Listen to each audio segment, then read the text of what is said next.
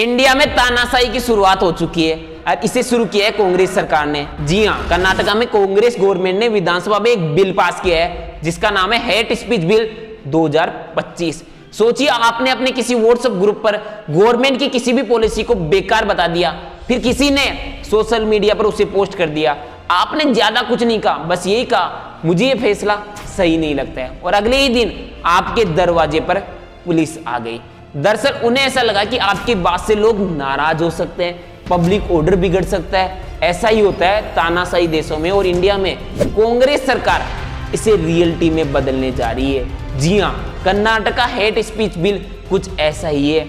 आज की video entertainment के लिए नहीं है, बल्कि एक वार्निंग है। अगर आप चाहते हैं इस देश में सवाल पूछने की फ्रीडम जिंदा रहे, तो वीडियो को अभी से लाइक कर दीजिए, चैनल को अभी से सब्सक्राइब कर लीजिए, क्योंकि आगे जो सुनने वाले हैं ना, वो हर इंडियन का फ्यूचर तय करने वाला है। आखिर इस बिल में लिखा क्या है, चलिए आसान भाषा में समझते हैं। इस कानून के मुताबिक अगर आप कुछ बोलते हैं, कुछ लिखते हैं, कोई पोस्ट करते हैं, कोई फोटो या वीडियो शेयर करते हैं, या किसी मैसेज को आगे बढ़ाते हैं, और किसी व्यक्ति, समुदाय या वर्ग को लगता है कि इससे नफरत फैल रही है, या सरकार या उससे जुड़े लोगों को लगता है कि इससे नफरत फैल सकती है, तो आपके खिलाफ केस हो सकता है। थोड़ा ध्यान से सुनो, मैंने ये नहीं कहा कि नफरत फैल रही है, मैं कह रहा हूं कि फैल सकती है, यानी फ्यूचर में फैल सकती है। मीन्स अगर आप कुछ करें या ना करें, बस इस बात पर फ्यूचर में ऐसा हो सकता है, इसे ध्यान में रखकर आपको सजा दी जा सकती है। ऐसे में अगर आप दोषी पाए गए तो 1 से 7 साल तक की जेल और जुर्माना, दोबारा क्राइम किया तो 2 से लेकर 10 साल तक की जेल और ज्यादा जुर्माना। और सबसे अहम बात, ये अपराध नॉन बेलेबल होंगे, यानी जमानत मिलना आसान नहीं है। पुलिस बिना वारंट के गिरफ्तार कर सकती है। अब आप खुद सोचिए, क्या कोई आम आदमी इतना रिस्क लेकर बोलेगा? यही कहलाता है chilling effect on free speech. अब आते हैं सबसे कम चर्चा वाले लेकिन सबसे खतरनाक पॉइंट पर। इस कानून में लिखा है, अगर कोई पुलिस अधिकारी या सरकारी अफसर गुड फेथ में काम करता है तो उसके खिलाफ कोई कानूनी कार्रवाई नहीं होगी। मतलब आपको जेल भेज दिया गया, आपकी जिंदगी बर्बाद हो गई, महीना या सालों के बाद में आप बेगुनाह निकले, फिर भी आप उस अफसर पर केस नहीं कर सकते, आप मुआवजा नहीं मांग सकते, क्योंकि उसने गुड फेथ में काम किया है। अब सवाल है, गुड फेथ तय कौन करेगा? वही सिस्टम जिसने आपको जेल भेजा है।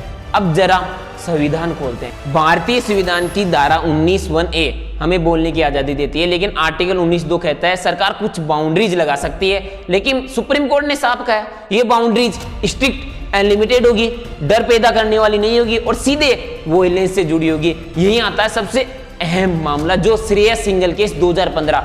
इस केस में सुप्रीम कोर्ट ने आईटी एक्ट की धारा 66 को पूरी तरीके से रद्द किया है, क्योंकि लैंग्वेज अनक्लियर थी, कोई परिभाषा नहीं थी, लोग डर के मारे बोलना बंद कर रहे थे।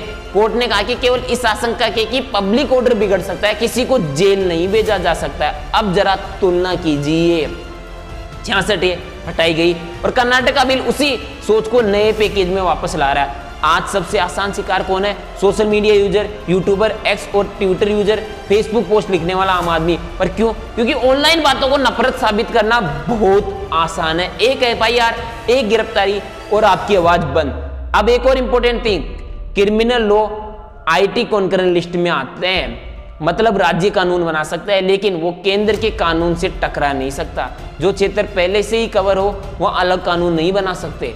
सोशल मीडिया पहले से ही IT एक्ट के तहत आता है, तो ये बिल है ना, कॉन्स्टिट्यूशनल चैलेंज में भी नहीं जा पाएगा।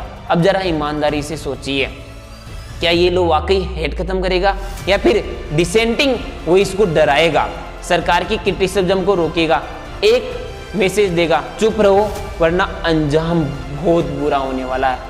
इतिहास बताता है, जब भी सरकारें ज्यादा नियंत्रण चाहती है ना, सबसे पहले फ्री स्पीच पर हमला करती है। इस बारे में आपका क्या कहना है, हमें कमेंट करके जरूर बताएं। साथ ही वीडियो पसंद आया तो वीडियो को लाइक करें।